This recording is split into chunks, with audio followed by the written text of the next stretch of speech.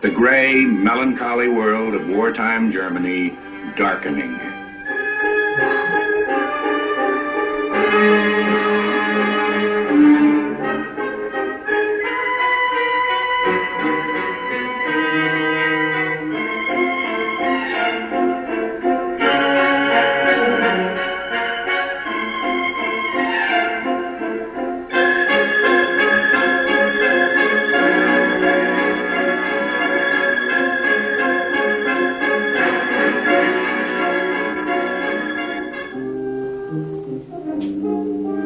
In the Reichstag, there's deepening discontent.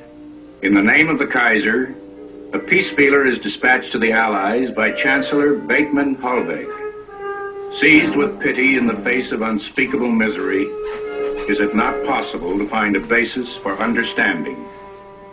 But the Allies are not prepared to negotiate with a Germany dealing from strength. With the peace faction thwarted, the army, actually Hindenburg and Ludendorff, begins to seize de facto control of the government. Home politics, Ludendorff insists, should be directed by those responsible for military planning. The military persuades the Kaiser to give them what they want. On February 1st, 1917, they get it. Unrestricted submarine warfare against enemy and neutral alike.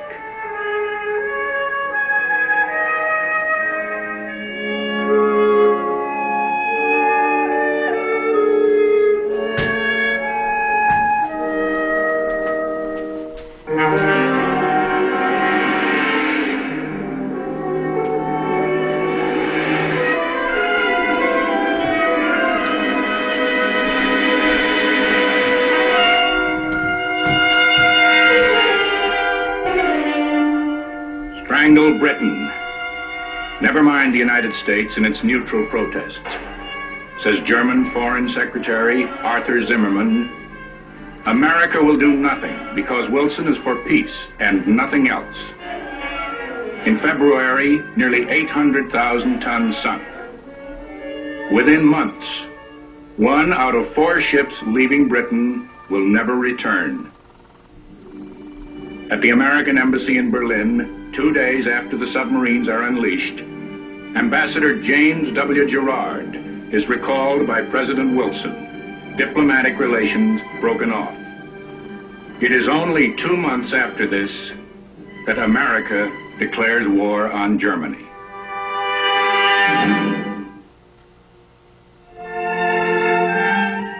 Behind the German lines in the spring of 1917, the mood and the posture are defensive. Ludendorff is banking heavily on the U-boat campaign and does not want to commit his army to losses. His strategy, status quo in the West, steady pressure in the East, where Russia is dissolving into revolution.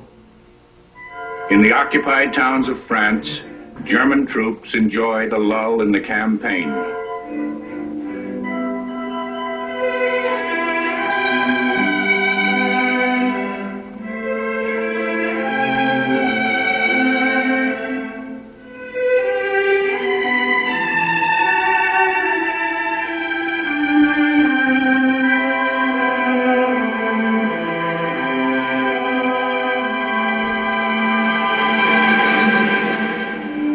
The Kaiser has been given a plan for the Western Front by Hindenburg and Ludendorff, a plan codenamed Alberich, after the destructive dwarf in the Nibelung saga. Ludendorff is building heavy fortifications behind his front. A new line called Siegfried by the Germans, Hindenburg by the Allies. The General Staff's plan, a strategic, scorched earth withdrawal to these rear positions, shortening the German lines, forcing the Allies to pay dearly for any offensive. The Kaiser approves, a compliant pattern he will follow until the end of the war.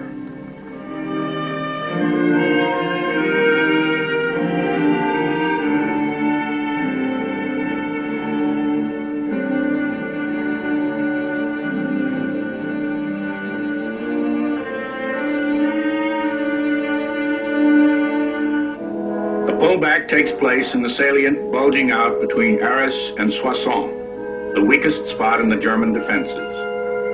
It shortens the line by 27 miles, saves 8 divisions in German strength.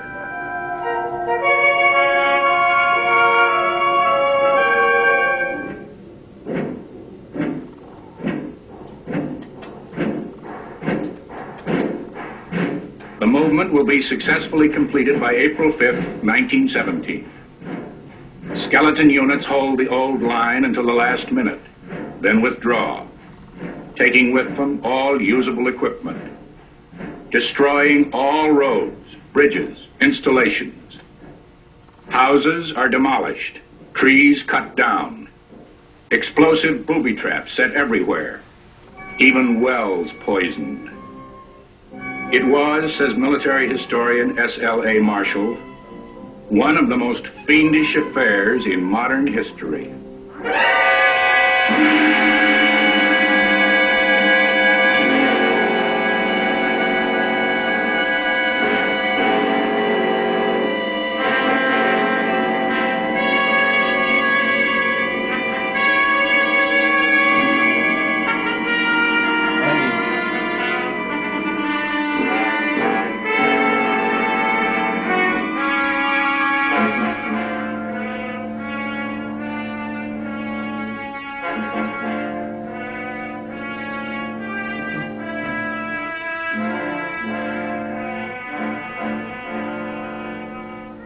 On the Eastern Front, the Germans maintain their penetration, holding back from attack, certain the Russian collapse will be internal, afraid an offensive might stiffen resistance.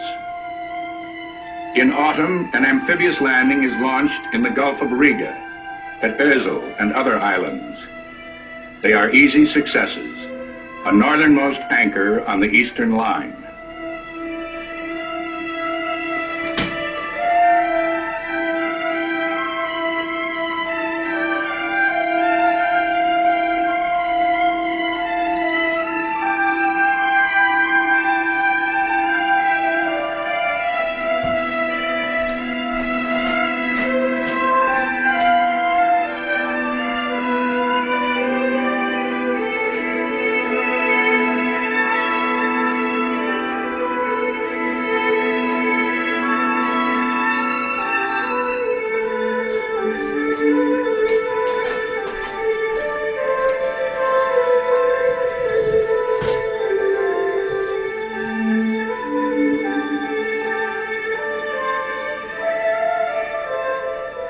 The German landings in the north will outflank the Russian armies, already crumbling after their last offensive of the war, the Kerensky offensive, ordered by Russia's new revolutionary government at the Allies' urging.